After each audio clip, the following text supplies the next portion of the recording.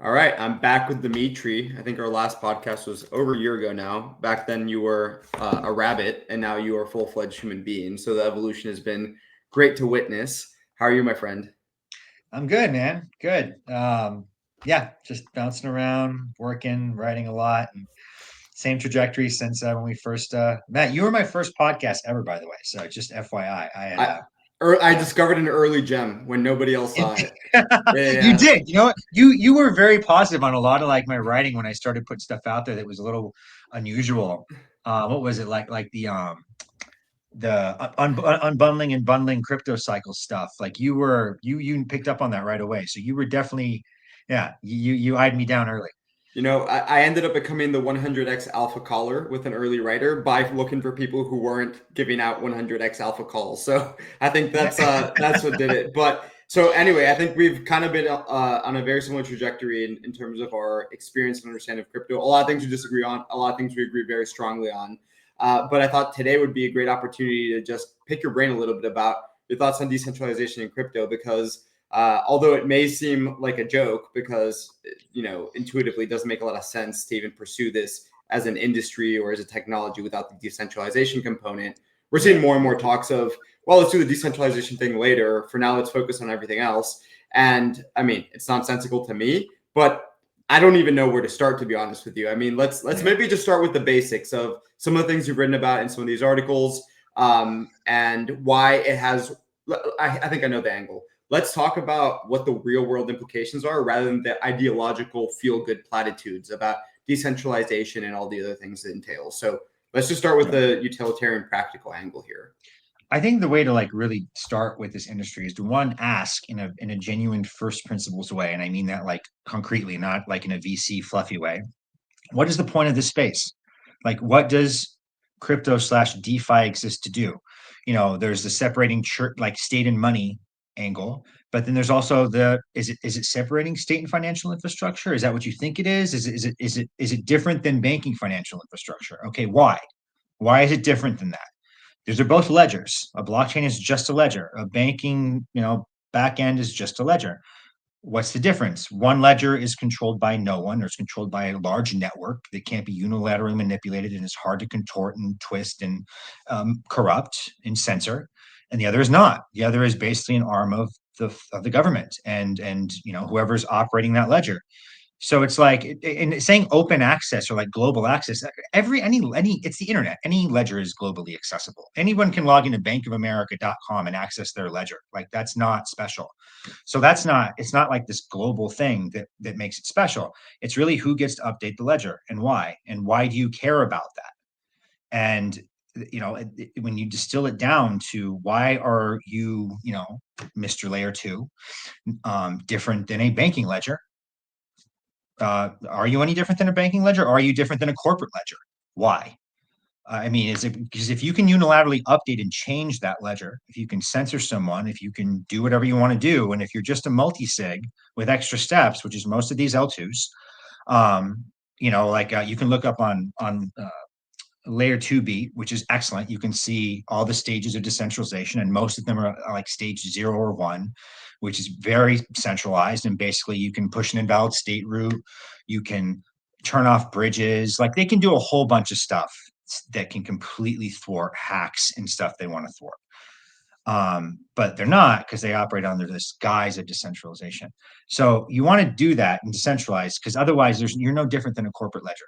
You're just not. You can control it all the same. And if I'm a regulator and I'm looking at you, eventually I'm going to look at you and be like, you just let a foreign adversary use your financial network. That's against our sanctions. You're letting crime and fraud happen. There was a $40 million hack and you didn't do anything to stop it. You know what we do to banking executives that allowed that to go down on their ledger? We put them in jail. Like we have a serious blowback to that. So if you want to not be treated like a bank or like a broker, then you need to not act like one. And you need to have a way, you need to decentralize your infrastructure and have it not be something that a team or a multi-sig can unilaterally change. And I think it really boils down to asking the question of like, why are you any different than traditional financial infrastructure? And don't use platitudes like blockchain and whatever and any cryptographic language. I mean, like from a concrete regulator lens, why are you different? And if you can change your sequence of transactions or who uses your network, you're not any different. I don't think a regulator will see you any differently. Eventually, when they figure out what's going on, they're just very slow to figure out what's going on. So anyway, yeah, I'll stop there and we can go from that. But that's like my framework on there. It's like, what are we really doing here? What's the point of you? And if you're not decentralized, explain to me why you're different than TradFi infrastructure, and then explain to me why you think you should get special treatment than TradFi infrastructure. Explain to me why a state should treat you differently. If I know everyone who owns the multi-sig and I know you can change what you change, why should I regulate you differently? I don't think you should be regulated differently. And I think eventually people are going to have to deal with those consequences. And then we're going to have to do the unfun, unpleasant thing, which is decentralization, which no one does because they want to do. It's a shitty, inefficient way to engineer something, but it's intentional because it makes it so you can have, robust, non-censorable access that no one controls.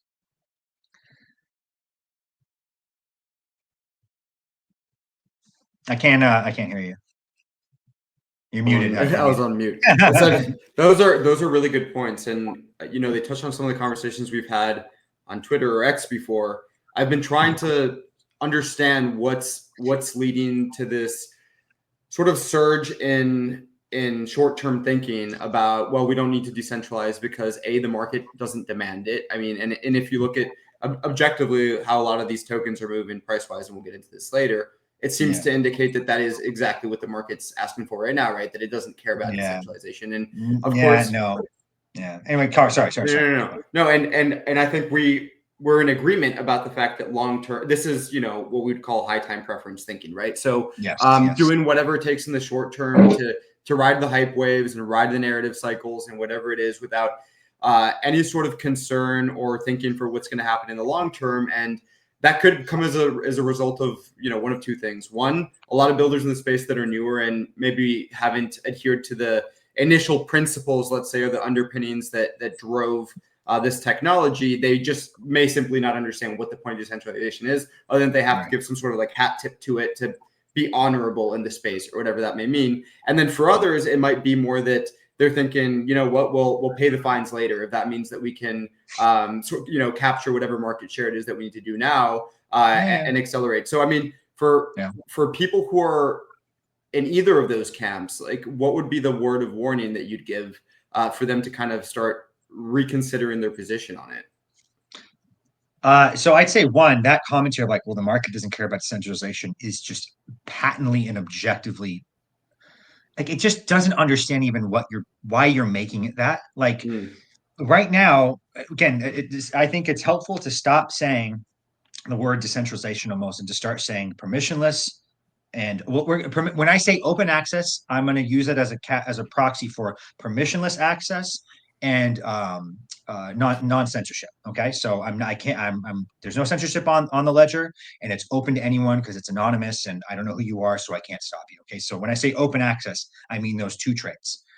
You decentralize to enshrine those two traits. Decentralization is a shitty engineering mechanism. That's it. It's something no one wants to do. No one likes decentralization. It's like saying, it's like saying no one likes, like, you don't exercise because you like exercise. You exercise because you want to be in shape. You want to be strong, right? It's a form of hormesis almost that gives you traits you're seeking.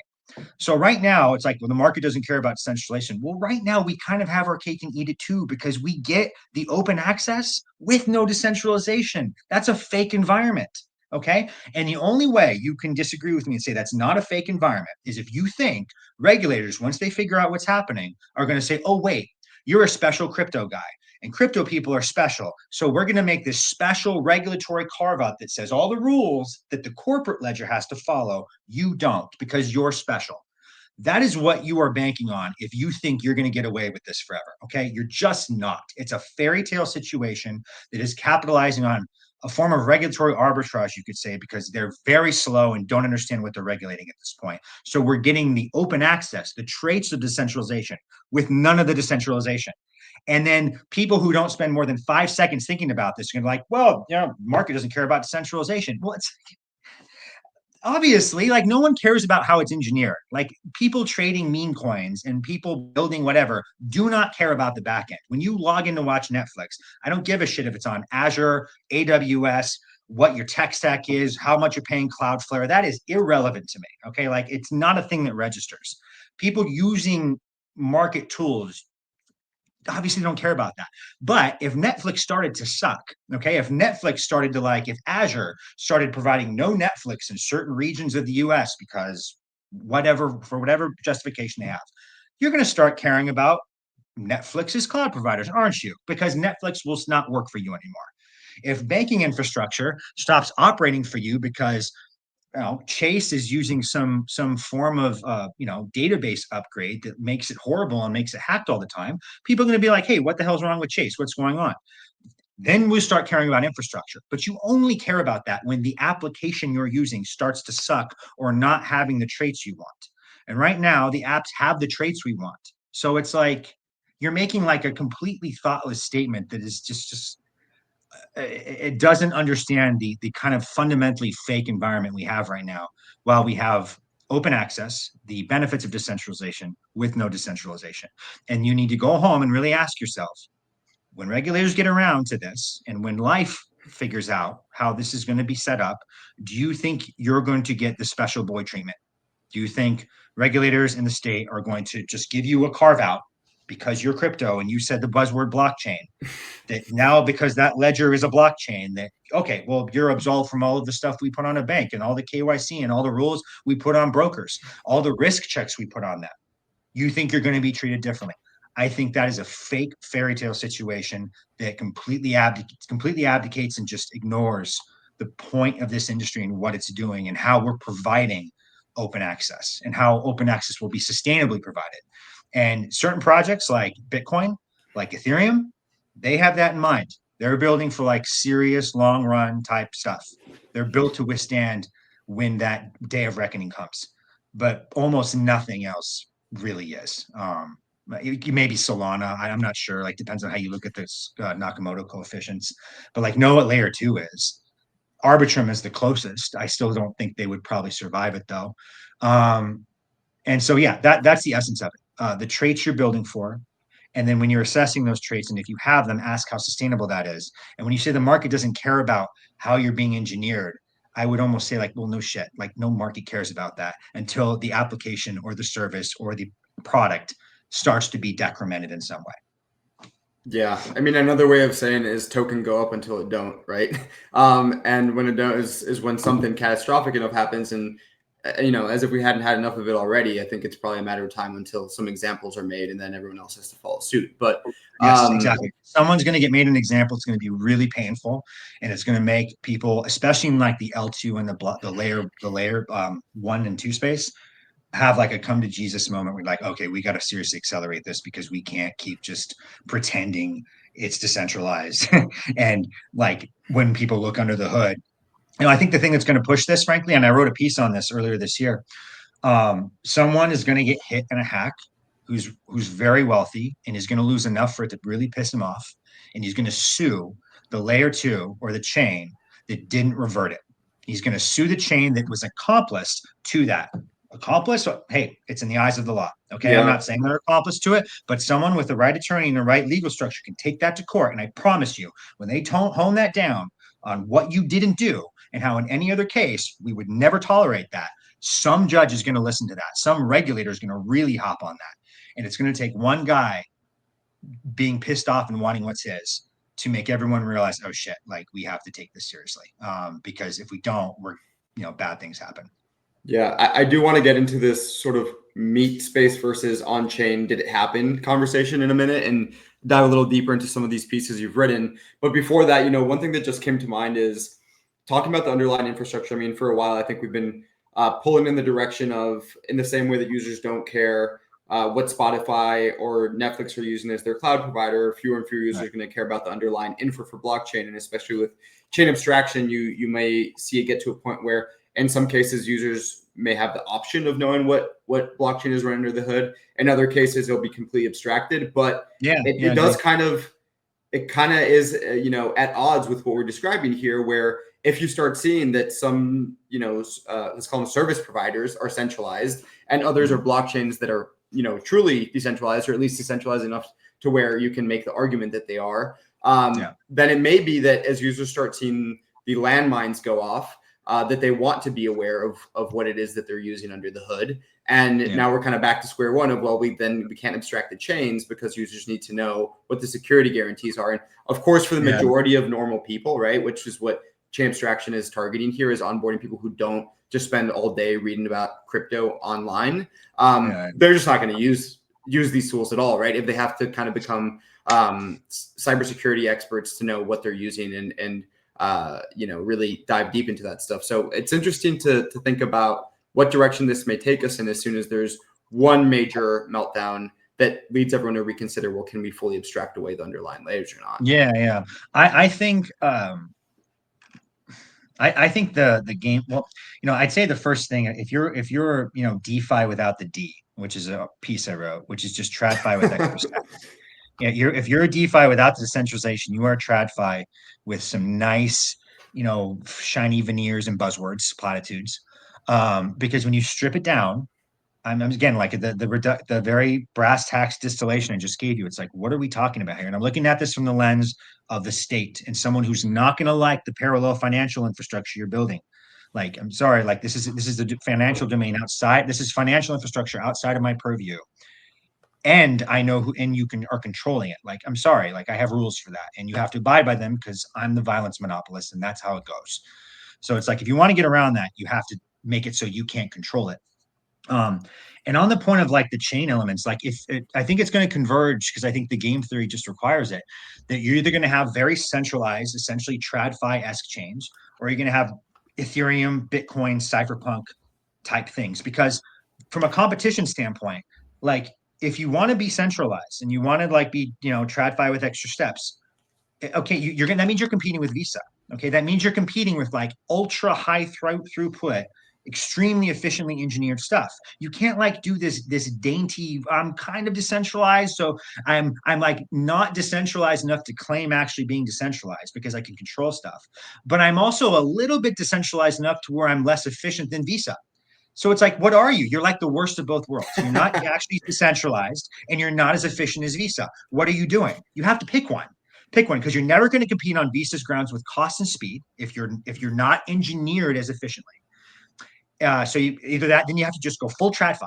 Just do it. You have to do it because you're not going to compete on the economic grounds you're fighting for, which is speed, latency, and cost. You will never beat Visa on that because they're one node, one validator stood up, and everything runs through them. That's the most efficient way to do it. So you either got to be that, or you got to be cypherpunk about it, because then you're not competing on the speed and cost grounds. That's not your sales pitch. Your sales pitch is fundamentally, this is a sovereign financial domain where people transact and can hold massive amounts of assets safely, like a Swiss bank account, except no one can touch or center that Swiss bank account or seize it from you. But that means we're not competing on speed or cost. You have to pay a little bit more for that. No, that life is all trade-offs. So now you have to engage on the decentralization vector. So you either kind of have to be a purebred Visa thing or genuinely decentralized, because I don't see what market need you're filling if you're not one of those two things. Like either I'm a pragmatic, let's get it done as fast as possible, or I'm cypherpunk. I'm parallel financial infrastructure. So from that lens, I don't think there's going to be that many chains. I think there's going to be a lot of creative destruction and natural kind of like consolidation that happens in the space. I hope to facilitate some of that actually from an M&A lens with this thing I'm working on. But on an aside, like there's just, I don't think the game theory lends to having that many chains either. Because from the blockchain trilemma trade-off, I think you're going to have like 3 hyper specialized chains, maybe 2 at each trilemma. I can't picture there being more than 6, because why? Like, what are the tickers, Dimitri, for the 6? No, I'm joking. ETH and Bitcoin for sure. I don't know beyond that though. Well, I mean, what this is making me think about is obviously a huge part of the industry is focused on going after the payment provider incumbents, right? Like, are we going to reach Visa's annual transaction volume with stablecoins, things like this? I'm wondering, if this is an engineering trade-off, and like you said, there's that trilemma, and you have to pick 2 of the 3. Do you think a big chunk of this industry is maybe focused on solving the wrong problems when, in fact, they should be, putting all their time and effort into something completely different, where they're carving out a new market, not trying to, take over what the incumbents are already dominating? I think they're solving for a very high time preference market need because right now they're getting the open access traits without being decentralized. So what they're saying now is saying, well, shit, like this is great. Like we're getting all these benefits and we don't have to do the hard things to get them. So let's optimize for speed and all this other fun, fluffy stuff that is important. I shouldn't call it fluffy. Like it is important to have like low latency and low prices, like to have your stuff used. But that's all they're focusing on because there's been no come to Jesus moment and no like slap on this, serious slap down from regulators on your corporate ledgers pretending to be decentralized ledgers. And so I get why they're doing that. Like it's just a very, I'm sorry, it's a very high time preference, like kind of juvenile way to approach this industry. It's not building for the long term that I can tell. Some of the layer twos that are trying to scale. I understand that decentralization is a process on some of these things. So if you're actively working towards it with which chains like Arbitrum seem to genuinely be doing that, like that's great. God bless. I hope you get out in front of any crackdown before it happens. But you need to be going towards that. And it's not like this fuzzy feel good word. It's a serious thing that you should be viewing from the lens of long term survival. And you need to ask yourself, like, this is the question you need to ask yourself. It's really not something your counsel is going to be able to address. It's something like I think you can answer if you just want to be a thinking person about it. Do I think I'm going to get all these open access trades and no liability and I run my own ledger? Do I no? I think liability is the thing that ultimately forces decentralization because people are not going to want to be liable for what goes down on those blockchains. They're not going to want to be liable for anything that might be money laundering, that might be no KYC gray area. I don't know, or that's just run of the mill stuff that the state wants you to monitor a KYC. Liability is a big issue. I don't want responsibility for that. You don't. People when they see liability coming home to roost, I think it'll force all this. But until then, people are creatures of comfort and the smoothest most frictionless path forward, and I think they're following that right now and they're just not thinking longer term. And you just have to really reflect on how you think you're going to be treated eventually and answer that honestly. And if you answer that honestly, I don't see how you could come to the conclusion that you're going to keep getting away with this, because to do that, this is something I wrote in a post, like to disagree with what I just said, you would have to think crypto never gets attacked by the state. The state is actually completely fine with a parallel financial system and totally fine with it. That's cool. And because the state is fine with a financial system beyond its purview, you don't need to decentralize because they'll never attack you. And crypto is special. And if you say it's on a blockchain, you get a special crypto guy carve out. And the special crypto guy carve out lets you have infrastructure like a bank, but with the special rules that remind you how special you are, that you don't have to KYC, you don't have to do all this stuff, and you get open access with no decentralization. Like you have to believe the things I just articulated to think you're going to keep getting away with this. So just, build for the long term. Yeah, I mean, I think to the title of one of your articles, speed running financial history. I think that was either the title or part of the article. The series, the series. Yeah, the series. Maybe just a warning isn't enough, and maybe it just has to start happening for it to start registering. But I want to go back real quick because some of these terms may not be familiar for whoever's listening to this. Things like monopoly on violence, very sovereign individual reference. And on-chain versus off-chain meat space, and what like when you say things like, well, they'd want the L2 to roll back the chain, and then people say, well, it happened on chain, and that goes against the cypherpunk ethics of what happens on the ledger happens on the ledger. And going back in history, we've had tons of different examples of chains that chose to fork or not fork after a significant exploit or hack. But let's just dive into that a little bit. What do you mean when you say the monopoly on violence and who controls it? Oh, so I mean, when I say like violence monopolist, that's the state, that's the government, which should be the only entity that is legally allowed to invoke to impose violence and repercussions on people. But it's legal because they're the ones who make the laws, and the guy who's in charge gets to make the laws, and the guy who's in charge is the one who holds the violence monopoly. And there's a well-known saying that violence is the supreme authority through which all other authority is derived, and it is a true statement. It's just how the world works, and it's a layer of depth that is uncomfortable to think about, but when you actually reflect on how rules are made and how order is maintained, I mean that's just what it is. It's the law and rule of the jungle, and just because we're more civilized about how we present a lot of things, that is always underpinning every single legal process, every single element of property rights, every single element of any right you claim to have. It is imposed and enforced by the state violently if in violation of it. And same thing with property rights. And that's not even like property rights are not a legal construct. They're a natural law construct because any animal preserves its property with violence and protects it with violence. And we're no different. We do the same exact thing. Like we just codify it with a law that feels good, but then you need to ask yourself, well, what does the law codify? Like what happens if the law is broken? How is that imposed? It's always the same answer.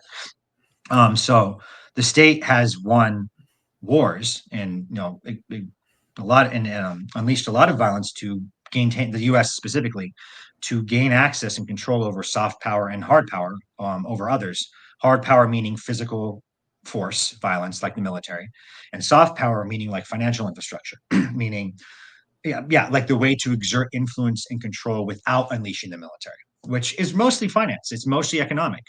And the U.S. controls those rails internationally and domestically.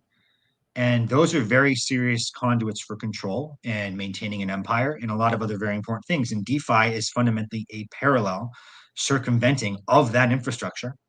It is completely decrementing and is completely detractive to state control over soft power. So that's why the bulwark of when I say like, why is the state going to like you? What about you is possibly good for them? Nothing about DeFi is helpful for them. I do think eventually we win when it's clear that because you can't stop this because it's a global network and a lot of how this is working is just an eventuality. But near term, though, like you should not expect favorable treatment because you are literally undermining their rules and their own infrastructure that they've, exerted blood, sweat, and tears to win and create. Wars are fought to control this stuff. Saddam stopped accepting dollars for oil in 2000. Next year we decided to say hi. It's a big deal. It's a really big deal. Like SWIFT and dollar diplomacy and sanctions and all the stuff like that. Like the U.S. runs a lot of its empire that way because you can't inflict violence everywhere. Like it's just not enough. It's just impractical.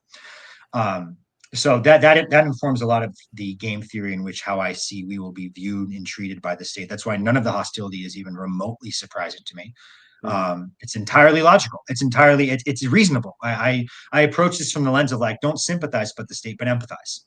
If you were them, would you like us? Would you?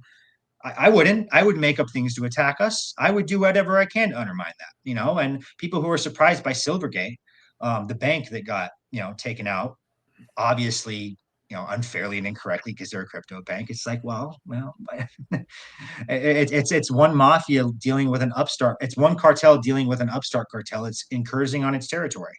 Like, what do you think of the incumbent cartel does to that upstart cartel? It undermines it, it attacks it, and it's not gonna. It'll use a bunch of post hoc justification for why it does so. That sounds,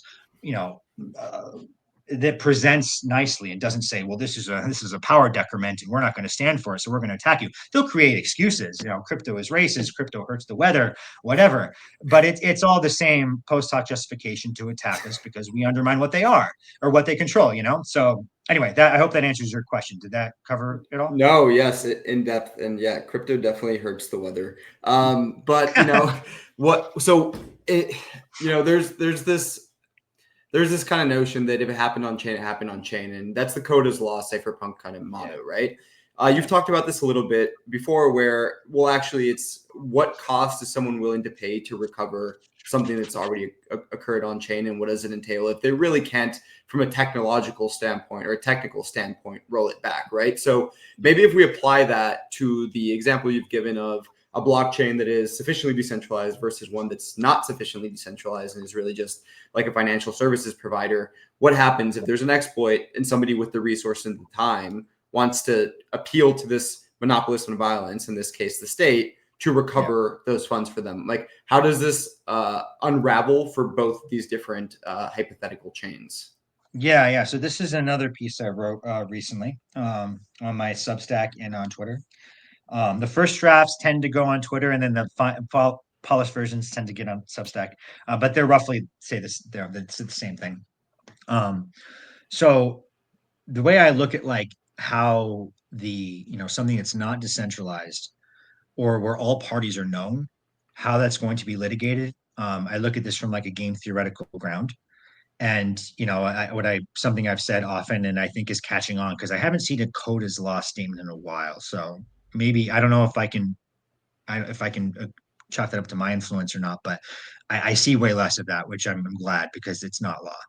It's like law is law. Men with guns is law. Like the people who can impose a rule on you create the laws. Again, that's just how every law works, like bar none. Like just think about it, deduct down what a rule is, what happens if the rule is who makes the rule, how they get the right to make that rule, what happens if it's violated, and how is it upheld. Like the answer is always the same.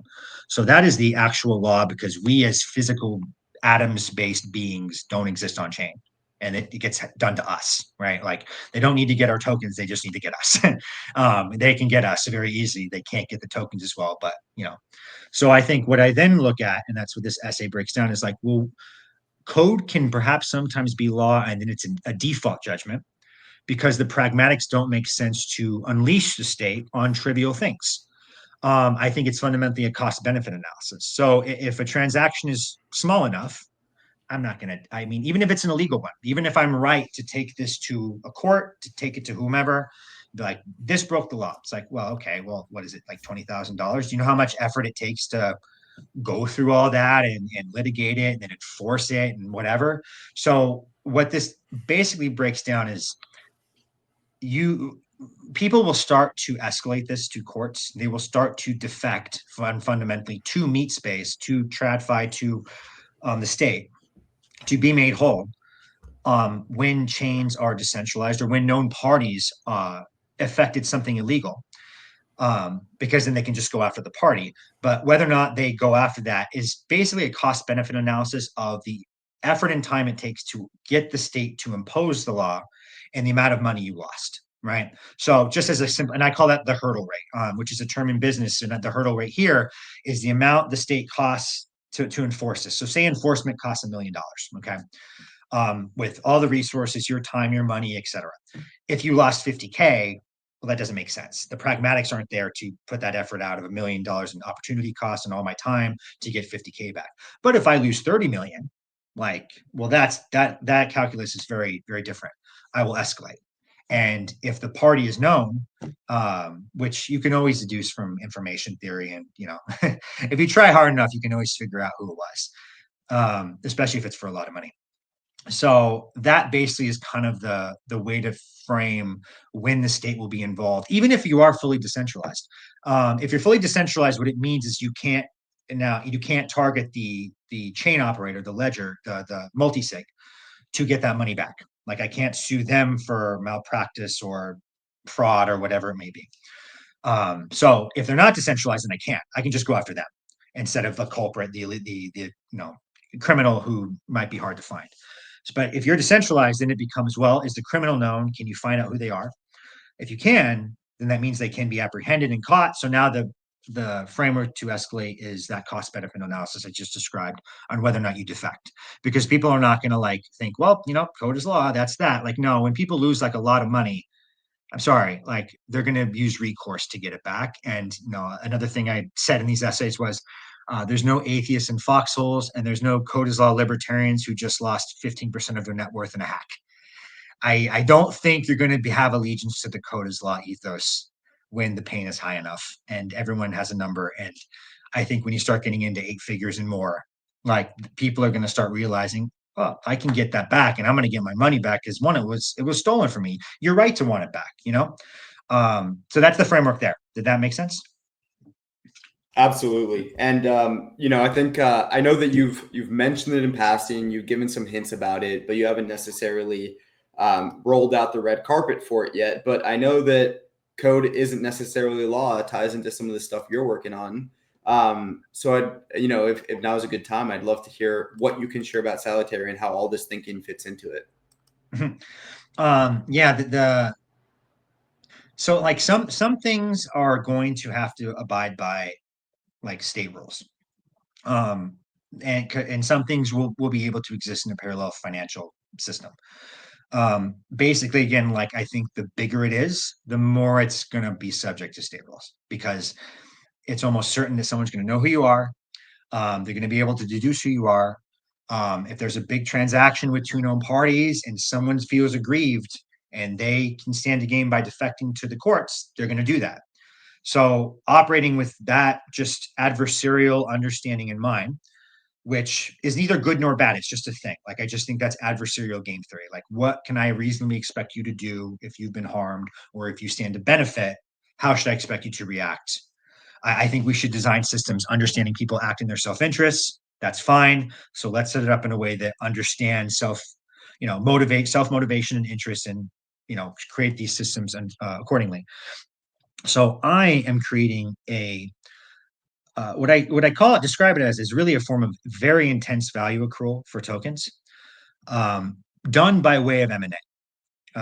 M&A is just like similar to how decentralization is like the tool you use for the traits of open access. M&A is the tool I use for the trait of very serious value accrual.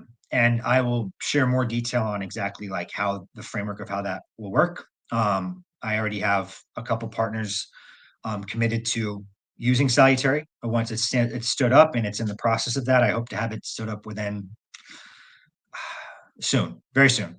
3 months would be ideal, maybe sooner, but who knows?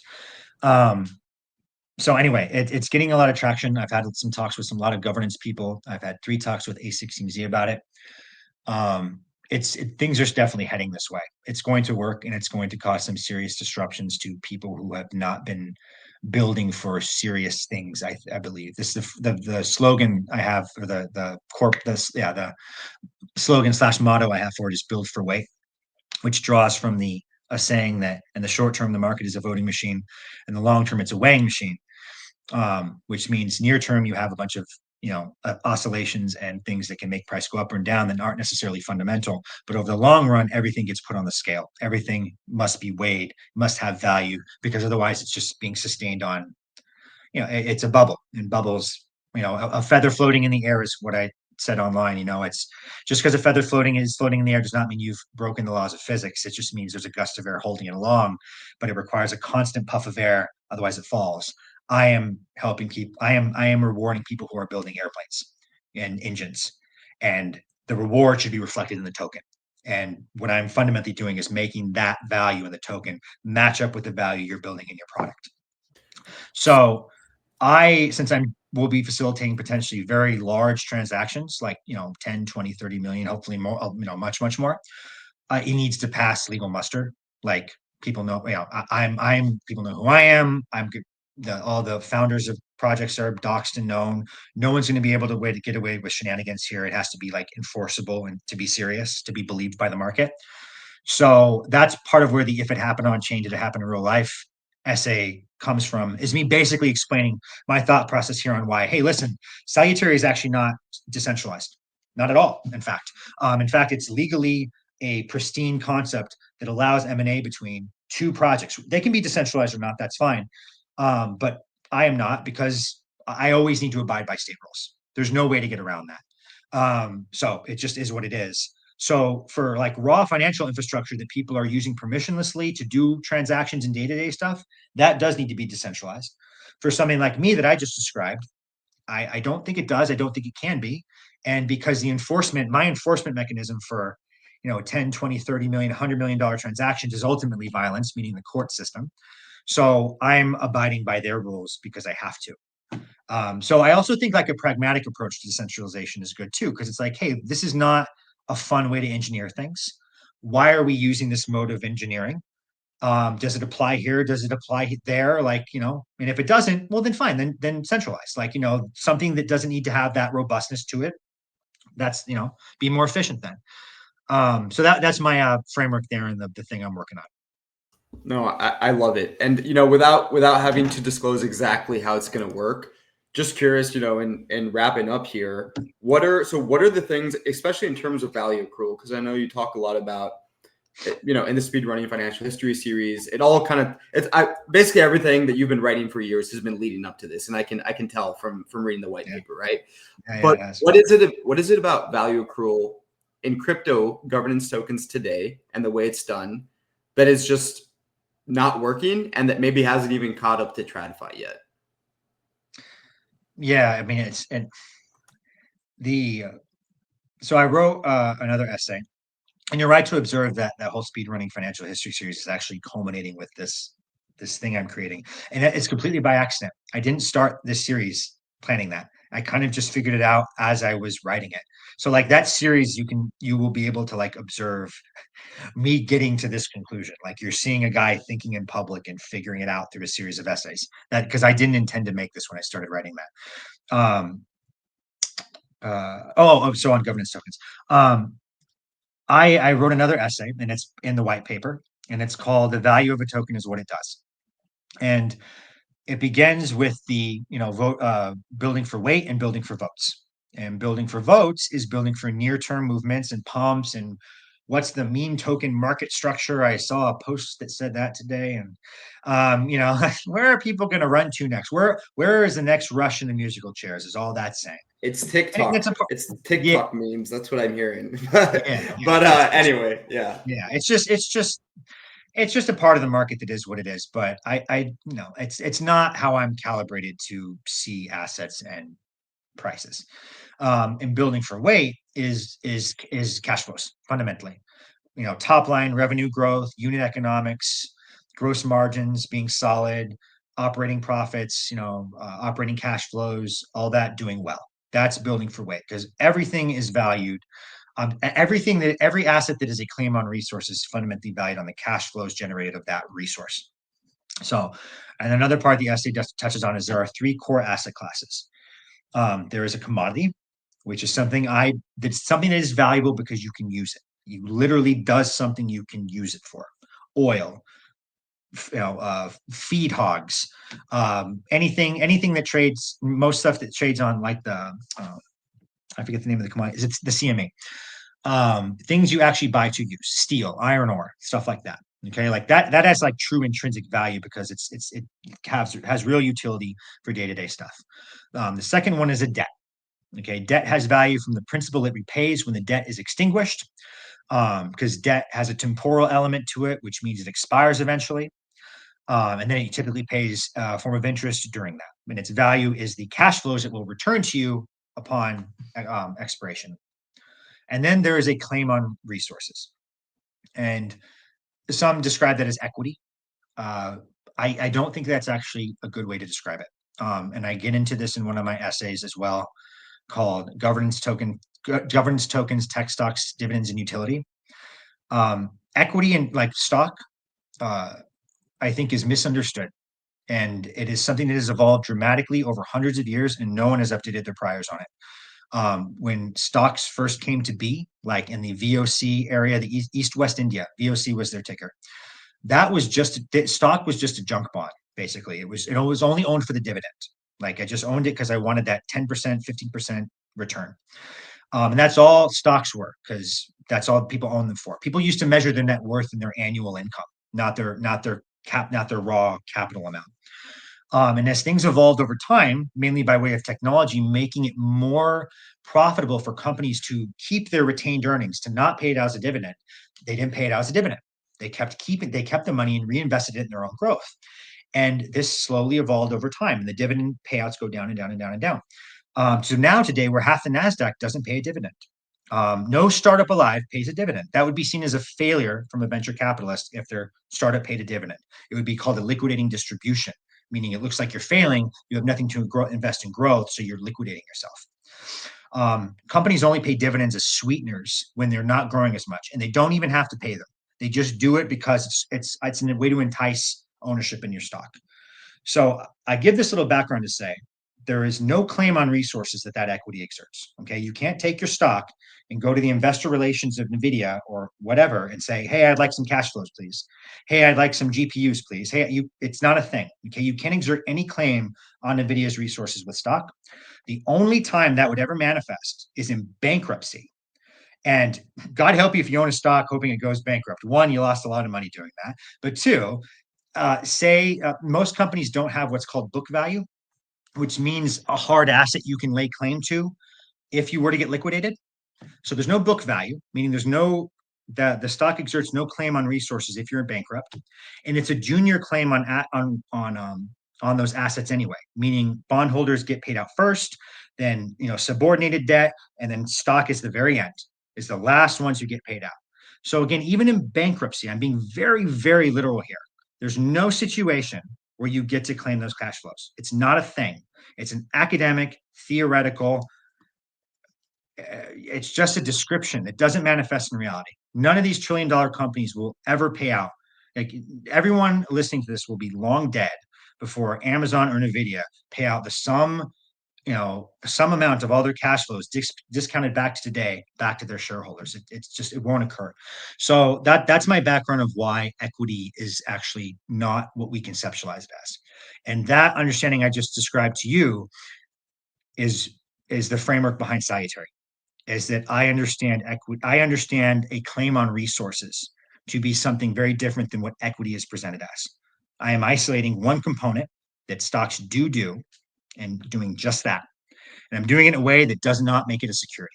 And I'm being very, very intentional about that. I reviewed it with lawyers and set it up in a way that allows you to exert a claim on resources, and you're not without being a stock, and you will still accrue value all the same as a stock.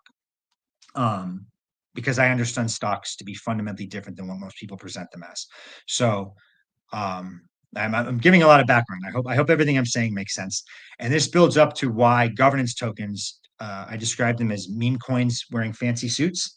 They look serious, but they're not, because they don't do any of the 3 asset class things. They're not a commodity. They're not a utility token. Gas tokens are utility tokens. ETH is a commodity. Layer 1 tokens are a commodity. Those are commodities because they actually have use in a network that you buy to fuel use in the network. They're not debts, and they're not claims on resources. They can kind of let you vote, and the votes aren't even really enforceable a lot of the time. They're kind of suggestions for the most part, but almost none of them allow claims on resources in a concrete way. So that is the underpinning of Salutary, the underpinning that is in the white paper that I will publish soon, that is in the process, again, of being built, and I already have first partners lined up. And that's the issue I find with governance tokens, which I am not alone in expressing those issues. I am alone in how I intend to fix them, though. And if this works, and I should say when this works, because I just don't see how it's possible that it doesn't work, I think it will force a very real change on a lot of these tokens. And I hope it exposes a lot of nonsense. I hope it flushes out a lot of parasitic behavior. And I hope it rewards a lot of the serious builders that have been creating valuable infrastructure that benefits people and are generating cash flows and providing serious services. I hope it rewards them, and I hope it exposes those who aren't. And that's why I call it salutary. Salutary is just a fancy word for healthy. And I hope this facilitates a lot of healthy, productive behavior that aligns all of our goals with creating value and then rewarding value creation, not rewarding musical chairs, pumpy whatever. Let's dump it and move on to the next thing. Like, no, let's start exposing that in a very serious way. I'm going to be very aggressive about that. And I think there's a lot of people who feel that same way that I've talked to. And I'm going to call it like, I might take it to market and call it like adult-fi. This is the grown ass man part of DeFi. Like, we're serious here. We're making serious things, and we're rewarding you with like serious capital gains and appreciation if you do that. So, I'll stop there. I hope that made sense. Any questions, feel free, by the way.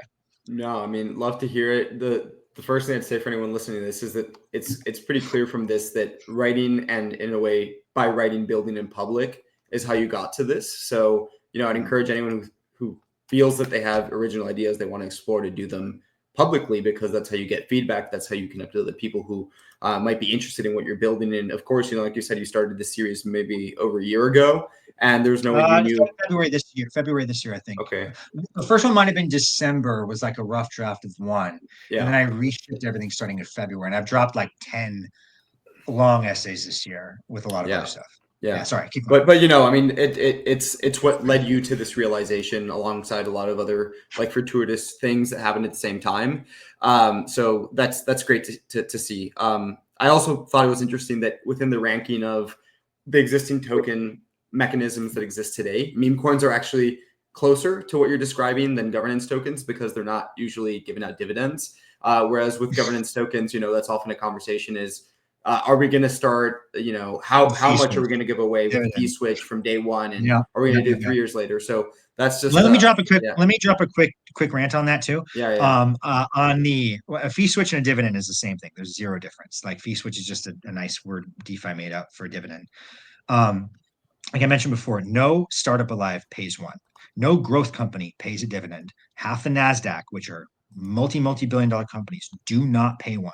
If you are thinking about paying a fee switch, you are making a mistake. You are doing what it's saying is you are foregoing money that you could be investing in your growth and paying it out as a dividend because you don't know what else your token does, because it isn't anything without that. It is nothing without that.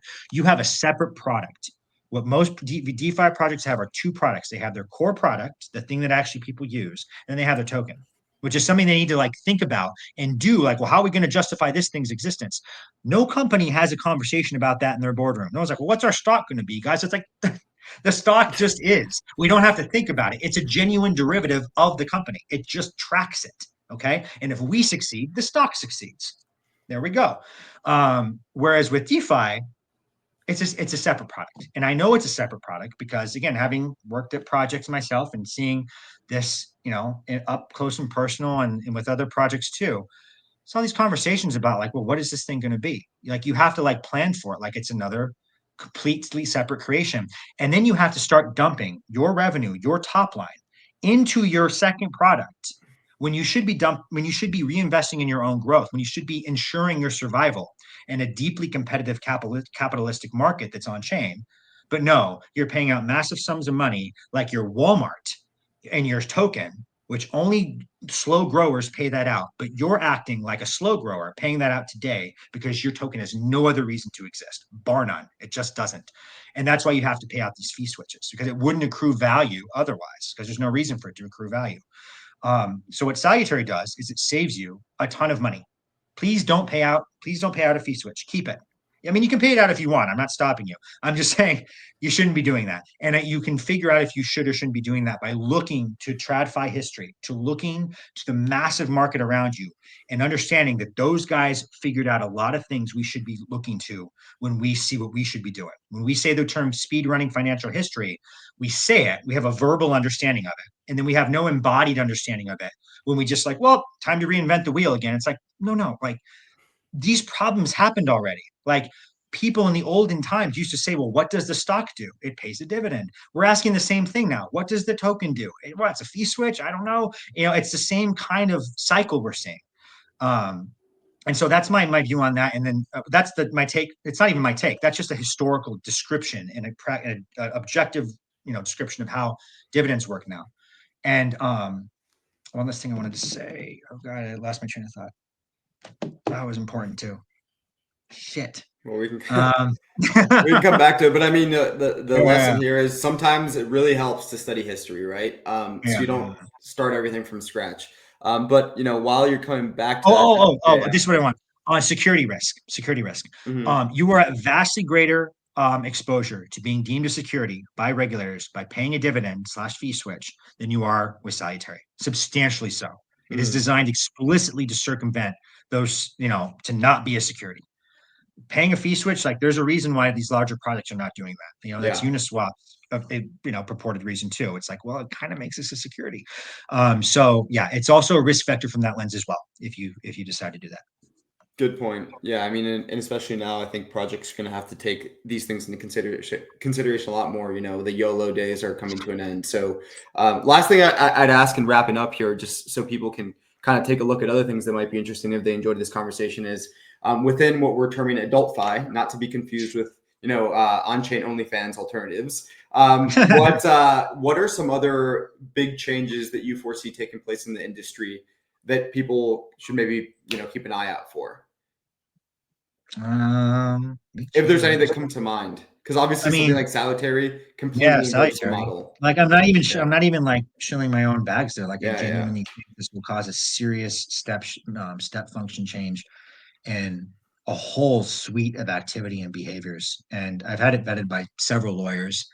Like I said, I have 3 combos with A16Z about it. Like it's going to work, and I think it's going to seriously change the calculus of how and how assets are created and owned in this space and how we view it. So I genuinely think Salutary will be. And then You I